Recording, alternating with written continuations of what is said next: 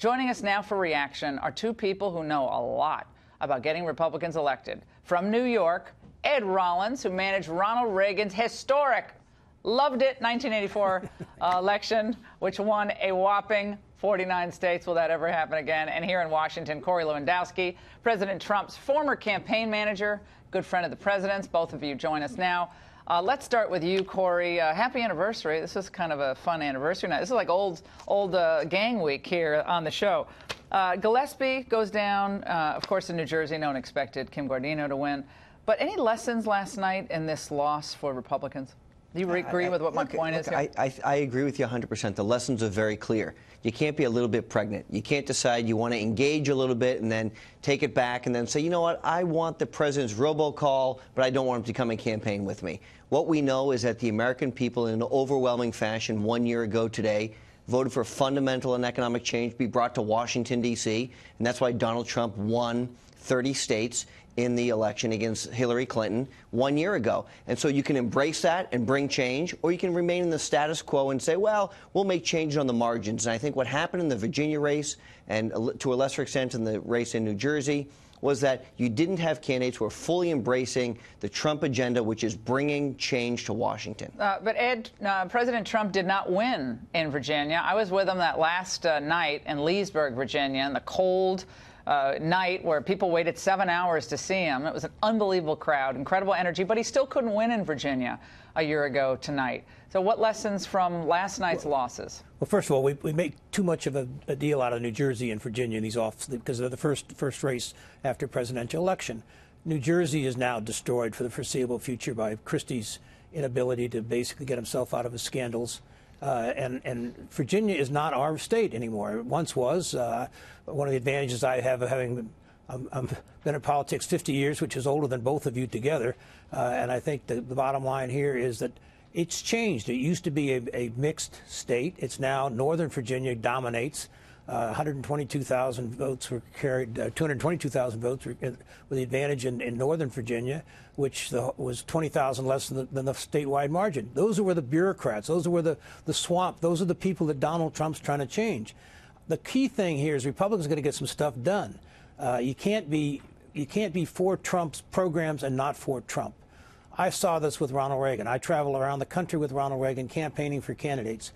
He endorsed every candidate that wanted his endorsement. That wasn't the key to success. The key to success was when a candidate said, elect me, I want to go to Washington, I want to support Ronald Reagan. Chuck Heck was a perfect example. Had no chance whatsoever winning in Nevada. He said, send me to Washington. I'm going to vote every day with Paul Laxalt. I'm going to basically vote for Ronald Reagan, and he won. And my sense today is these Republicans are going to run out in many races across this country. Have got to say, the president's got an agenda. It's the same agenda we support. Support the president. Support the president. And if you do that, you'll build a base. And we're not a majority party. We're basically, we want a plurality. Corey ran a great campaign. Corey's a dear friend of mine. And I think to a certain extent, it was a brilliant campaign. We won states we hadn't expected to win, and we hadn't won since 1984. We're still not a majority party. We've got to go in the trenches. We've got to win. We've got to pass taxes. We've got to fix the health care system. We've got to do the things that Donald Trump promised, and we haven't done. Ed, do you agree? I want both of you to chime in on this.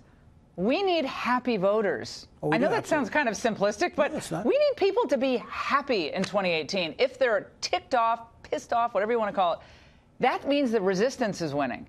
We need people to see that conservative populist policies, renegotiating trade deals, cracking down on crime, simplifying taxes, cutting back the bureaucracy is going to make their lives better. And we need to do something on health care as well. Anyone disagree on that? We got a lot of unhappy Republicans in the grassroots. Corey, you take a stab at this. You know this. The voters vote when the economy is good and they like the way the direction of the country is moving, then they vote in favor of keeping the position of the party in power. And what you have is when Washington doesn't deliver, which they have not delivered for 30 years, people vote for change. And so if this administration, working with Congress, doesn't get tax cuts done, they don't build the wall, which they've pledged to do, they don't get repeal and replace done, then the voters are going to be angry in 2018 and 2020. And what we'll see is a revolution moving to the other side because the Republican Party did not deliver on the promises that they were supposed to. I want you both to listen to this. This was Lindsey Graham, sometimes not a friend of the president, but other times he seems like he is a kind of a team player on some issues. This is what he said today. Our problem is our base is pretty unenthusiastic. We've done some things with Gorsuch and regulatory reform, but legislatively, we haven't cut taxes and we haven't reformed health care, and I think that showed up last night. Ed, your reaction there. I mean, Lindsay and I don't agree on everything. I think he's exactly right on this. Well, he couldn't be more right. You know, equally as important, we can't be a party of haters. We have to be a party of fighters. We have to fight and sell our program. You talked earlier about why can't we communicate. We can't communicate because everything gets in the way. If you're going to sell taxes, the president has to go out as the big messenger, tell the people why it's going to be better for them.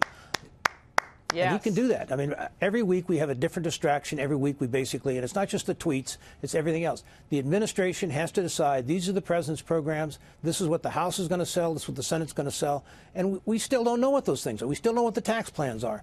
Make it clear, make it simple. Well, it's raising go out there taxes and sell on some people like me. I mean, it's raising taxes on some people. I mean, that's why it's going to take some time. Well, before we let you go, the State Department is filled with swamp monsters. They want to take power back from Donald Trump, and they want to thwart his agenda. He has a major personnel problem on his hands, because I hear from people who are meeting with foreign leaders. Foreign leaders are more supportive of the president's agenda in some cases than the people at the State Department they're meeting with.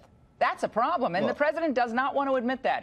Laura, he and I are going back and forth on that. We saw a story just last week that U.S. embassies overseas have refused to put up the president's picture because they haven't been supporting him. I mean, that's astonishing to me that the president of the United States' picture is not hanging in every U.S. embassy overseas. Look, there's 4,152 presidential appointments that he has the right to go and make. Go make them and get the bureaucrats out, get the people who are against your agenda out. That's on him. It's on the entire administration. Yeah. It was on the transition team that they weren't prepared on day one. It's on the administration that they didn't fill those jobs, and it continues to be on the team right now that they don't have the loyal Trump people in place to move his agenda forward. That's a huge problem. Ed and Corey, it's great to see you. Big night. Thank you so much. Thank you.